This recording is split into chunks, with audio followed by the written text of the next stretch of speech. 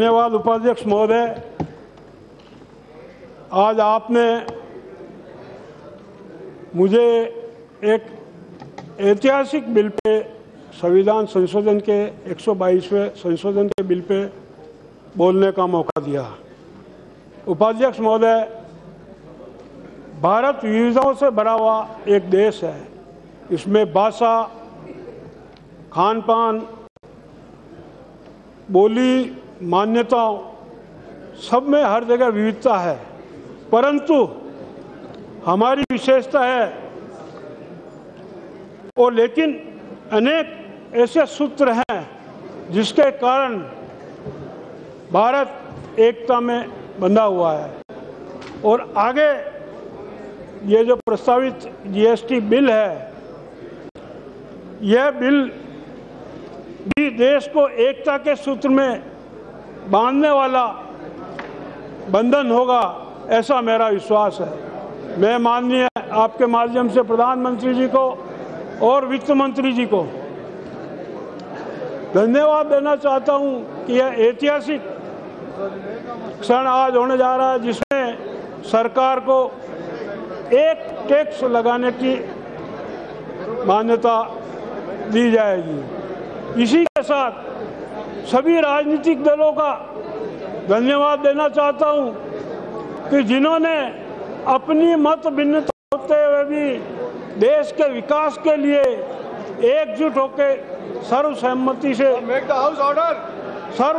से इस बिल को पास कर रहे हैं। माननीय उपाध्यक्ष महोदय, जीएसटी कानून एक वैल्यू एडेड टैक्स है, वेट है, और वेट की जो विश्व में स्थिति है, यह शुरुआत हुई थी 1954 में। वेट टैक्स 1954 में फ्रांस में सबसे पहले लागू हुआ और आज की स्थिति में लगभग Please order the house, please. Members are standing. आज की स्थिति में the members not to stand, please. आज की स्थिति में लगभग 160 देशों में Those who are leaving, we can leave. But I request all of members to take their seats and listen members to speak. Don't disturb them. 160 देशों में अभी वेट लग रहा है। माननीय उपाध्यक्ष महोदय, भारत के अंदर भी पहले वेट का सिस्टम नहीं था। पहली बार 1984 में मॉड वेट शुरू हुआ, बहुत शॉर्ट रूप में, और उसके बाद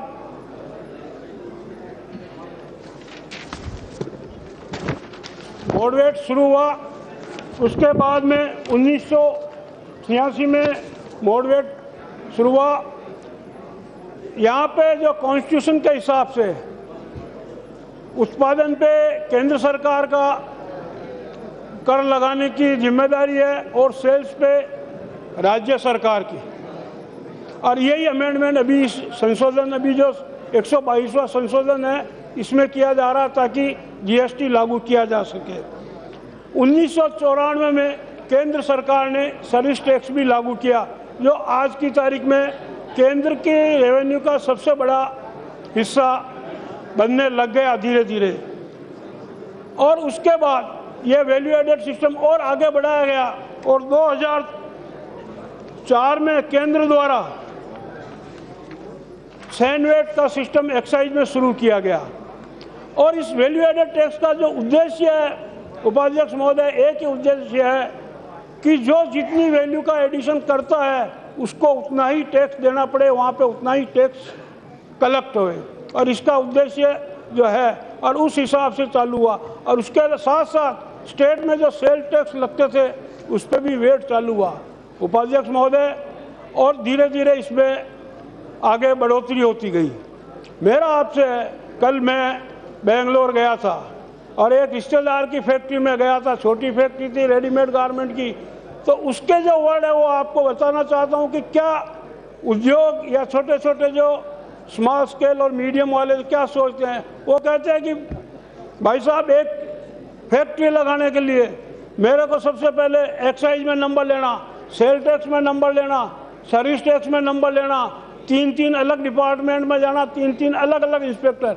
लेकिन जीएसटी के आने के बाद मेरे को केवल एक नंबर लेना पड़ेगा, ताकि मेरा जो समय है जो इधर उधर 3 डिपार्टमेंट में, क्योंकि छोटा हूँ, मीडियम स्केल है, स्मॉल स्केल है, छोटा हूँ, कहाँ जाऊँगा, काम करूँगा, बिजनेस बढ़ाऊँगा या टैक्स वालों के यहाँ चक्कर काटूंगा। तो उसके हिसाब से पहली बार ऐसा हो रहा है कि केवल हमको एक ही डिपार्टमेंट में जाना पड़ेगा, और इससे आज जो ईज ऑफ डूइंग बिजनेस का है विचार वो एकदम ज़्यादा सफल होगा। उपाध्यक्ष महोदय, आज की स्थिति में जो टैक्स की है, केंद्र सरकार के क्या क्या टैक्स हैं जो इसमें जाने वाले हैं। केंद्र सरकार के टैक्स है सेनवेट एक्साइज, दूसरा है एडिशनल एक्साइज, तीसरा है सर्विस टैक्स, चौथा है जो भी सरचार्ज और सेस लगते हैं अप्रत्यक्ष करों के, क्योंकि टैक्स दो है, प्रत्यक्ष और अप्रत्यक्ष। प्रत्यक्ष कर इनकम टैक्स, अप्रत्यक्ष कर जो जितने बताया, ऐसे ही जो स्टेट ले रहे हैं अलग अलग, state VAT tax, central sale tax, purchase tax, entertainment tax, luxury tax, entry tax, सब ये जो टैक्स है, तो इनकी सबकी जगह अब केवल जीएसटी एक टैक्स लागू होगा। उसका बाइफरकेशन जो माननीय वित्त मंत्री जी बता रहे हैं वो उन्होंने पूरी डिटेल में समझा दिया, लेकिन कस्टमर की दृष्टि से, एक उत्पाद व्यापार करने वाले के, छोटे व्यापारी की दृष्टि से आज उसको इतना आराम हो जाएगा, और कस्टमर को भी ये मालूम हो जाएगा कि पूरे देश में एक ही टैक्स की रेट है। टैक्स की वजह से कोई भाव में फर्क कहीं पे भी नहीं रहेगा, सारे देश में एक ही रेट लागू होने वाली है।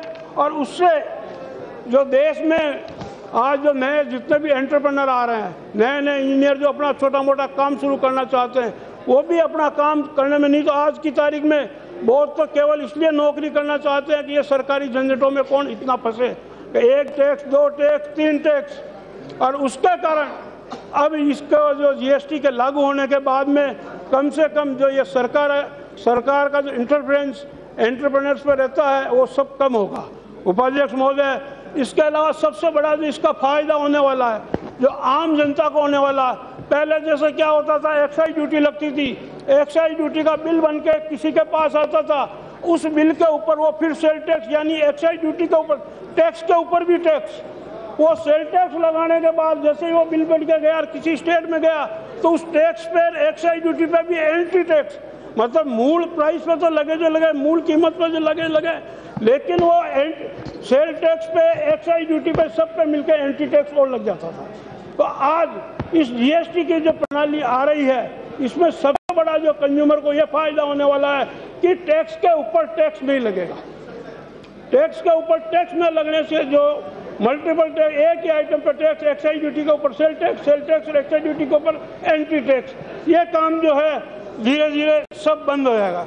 और जो आज टैक्स के जो इसमें दूसरा सबसे बड़ा फायदा सरकार को होने वाला है वो यह होने वाला है कि इसमें जो टैक्स की चोरी होती है, आज इस सरकार की, मोदी जी की सरकार की सबसे बड़ा जो काम कर रहे हैं ब्लैक मनी को कम करने का, काले धन के जितने भी सोर्सेज हैं उसको बंद करने का।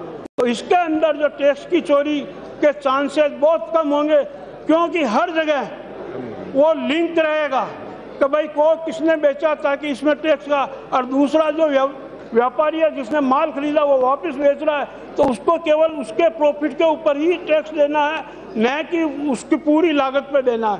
तो ये जो अपने आप में फायदा जो होगा उद्योग के, और उसके अलावा इसकी जो इम्प्लीमेंटेशन उसको करना है, जो कानून की पालना करनी है, उसमें भी उसको बहुत ईजी रहेगा मेरा। और उनके खाना पूर्ति जो आदमियों को रखने की, उसकी कॉस्ट में भी कमी आएगी। सरकार को जो फायदा होगा, चोरी में कमी आएगी, और रेवेन्यू उस कारण से, क्योंकि आज व्यापारियों को क्या दिक्कत है, व्यापारियों के, उद्योगपतियों के, इनके आपस के सबके दिक्कत है कि एक आदमी चोरी करके कमा रहा है और दूसरा आदमी फुल टैक्स देकर तकलीफ पा रहा है। इसमें चोरी करने वाले की जो स्थिति है वो सब खत्म हो जाएगी और सबको बराबर हिसाब से टैक्स देना पड़ेगा और गवर्नमेंट की रेवेन्यू में भी वृद्धि होगी।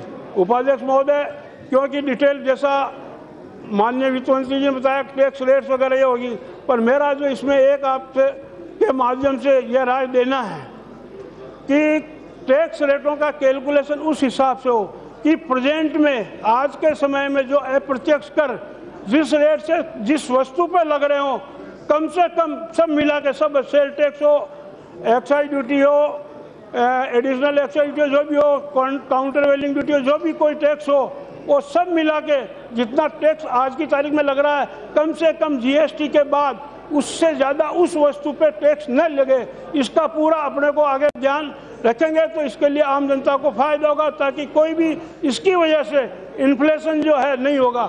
आज की तारीख में कुछ चीज़ें ऐसी है जिस पर टैक्स में एग्जम्पशन है, तो कम से कम उसमें भी ऐसी व्यवस्था हो कि उन पर टैक्स का जो है एग्जम्पशन उनको रहे। जैसे कोई वस्तु पे टैक्स नहीं लगता है, किस पे कम लगता है, किस पे ज़्यादा लगता है, तो कम से कम ये जीएसटी लागू होने के बाद यह ज़रूर ध्यान रहे। और दूसरा, आज जो सबसे बड़ी प्रॉब्लम एक्साइज में हो रही है, एक्साइज ड्यूटी के अंदर जो मेन दिक्कत जो आ रही है कलेक्शन, इसमें क्या कि उनका जो सॉफ्टवेयर बना हुआ वो प्रॉपर काम नहीं करता है, और सारा जो टैक्स कलेक्शन का काम, टैक्स का चार्ज आगे आने वाले समय में इसी ढंग से होने वाला। तो कम से कम ऐसा स्ट्रॉन्ग सिस्टम डेवलप हो ताकि कभी इससे टैक्स पे करने वाला, सब टैक्स पे करना चाहते हैं लेकिन टैक्स पे करने वाले को हरेसमेंट न हो, यही ध्यान में रखा जाए। एक बार पुनः आपका बहुत बहुत आभार, धन्यवाद।